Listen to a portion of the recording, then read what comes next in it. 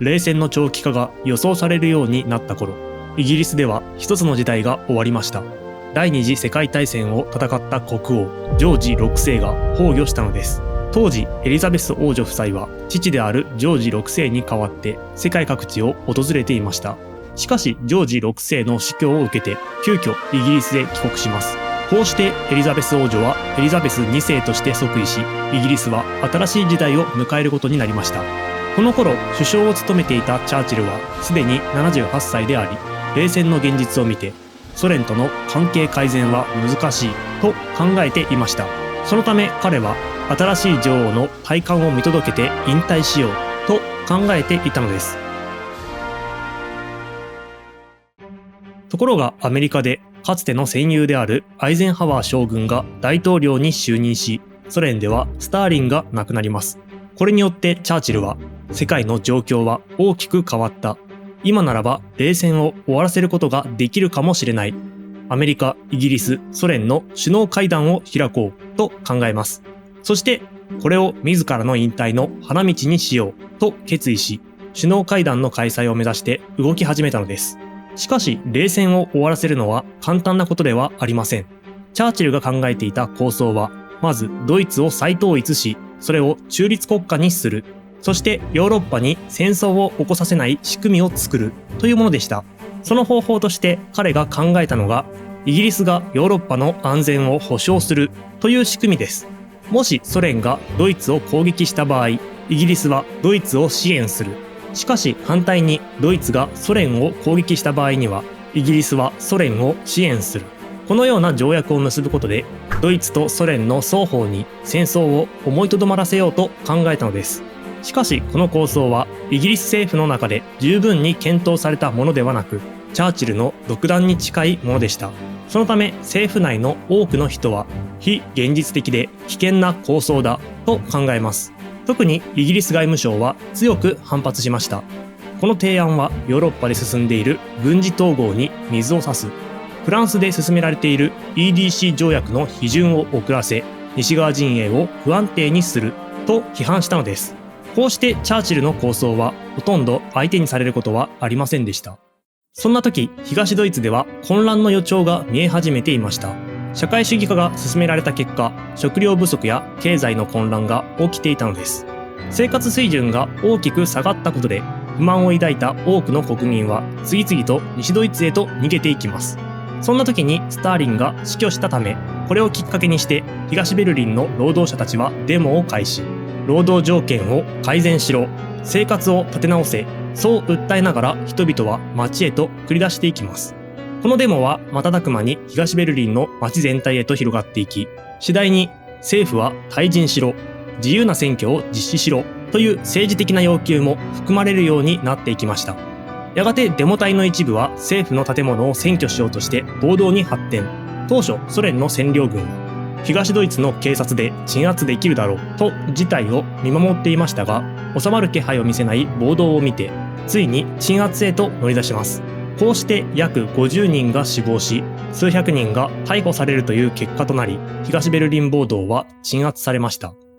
東ベルリンで暴動が起きた。この情報は西ドイツにも伝わり、大きな影響を与えました。というのも当時、西ドイツでは間もなく選挙が行われようとしていたからです。この時、与党は西ドイツを西側陣営に統合しようと主張していました。一方野党はドイツを再統一すべきだと主張しており、両者の意見は大きく対立していたのです。そんな中で東ベルリン暴動が起きたため、この出来事を見た西ドイツの国民は、東側は武力によって抑えつけられていると強く実感し、今東ドイツとの再統一を目指すのは現実的ではないと考える人が増えていきます。こうして野党が主張していたドイツ再統一は支持を失い、与党への支持が急速に広がっていきました。その結果、連邦議会選挙では与党が大勝することになったのです。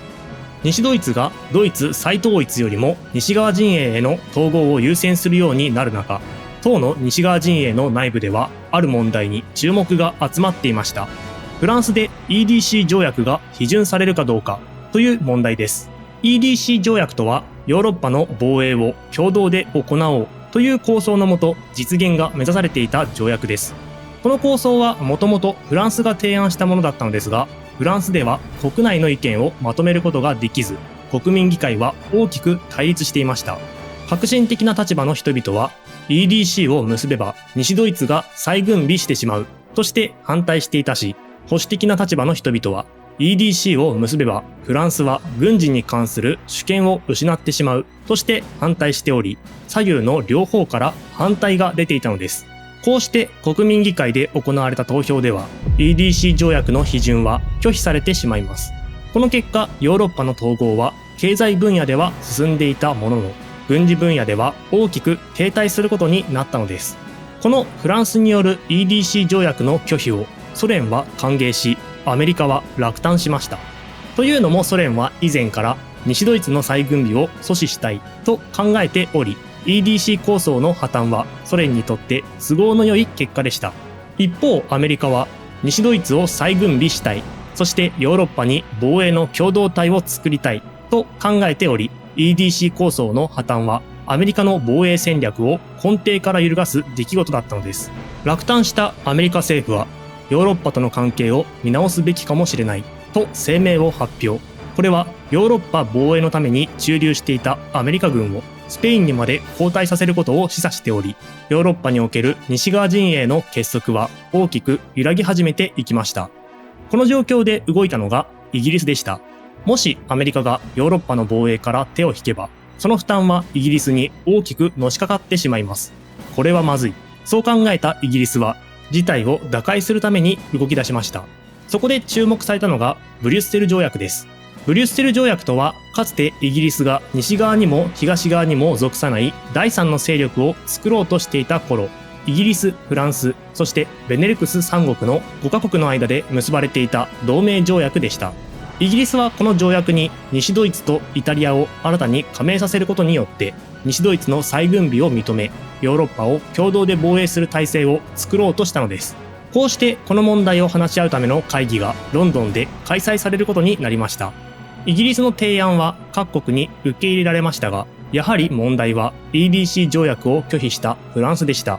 このままでは新しい構想もまたフランスによって拒否されてしまう可能性があります。そこでフランスの懸念を取り除くためにいくつかの配慮が行われました。まず一つ目が西ドイツに対する軍備の制限です。西ドイツは核兵器、生物兵器、化学兵器を国内で生産しないことを約束しました。この約束はそれぞれの兵器の英語表記の頭文字を取って ABC 制約と呼ばれています。次に二つ目がイギリス軍のヨーロッパ駐留です。イギリスはフランスをはじめとする西ヨーロッパ諸国の安全保障を確保するためにイギリス軍をヨーロッパに駐留させることを提案したのです。この提案はアメリカが考えていたヨーロッパの防衛はヨーロッパで担うべきだという構想にも合致していました。そのためアメリカにとっても歓迎できる内容だったのです。こうして一度消えかかったヨーロッパを共同で防衛する構想はイギリスの尽力によって息を吹き返し、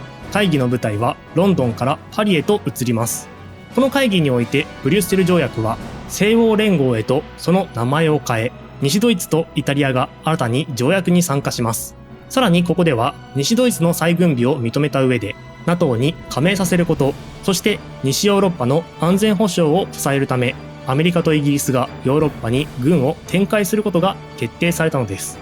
こうして結ばれたパリ協定によって西ドイツはついに念願だった主権の回復を実現し、独立を達成しました。しかしこの独立にはいくつかの条件が付けられています。一つ目の条件はベルリンに関する権限が連合国に残されたことです。この条件によって独立後もベルリンは引き続き連合国の占領状態に置かれることになっています。そして二つ目の条件はアメリカ、イギリス、フランス、この3カ国の同意なしにはドイツを再統一することも平和条約を結ぶことも認められないというものでした。こうして西側諸国が軍事的な結束を固めていく中、ソ連と東側諸国もそれに対応する動きを見せます。ポーランドの首都ワルシャワで安全保障会議が開催され、ソ連、アルバニア、ブルガリア、チェコスロバキア、東ドイツ、ハンガリー、ポーランド、ルーマニアが軍事同盟条約を結んだのです。これがワルシャワ条約です。こうしてヨーロッパでは西側の NATO と東側のワルシャワ条約機構という2つの軍事同盟が向かい合う体制が完成しました。ここから冷戦は新たな段階へと進んでいくことになったのです。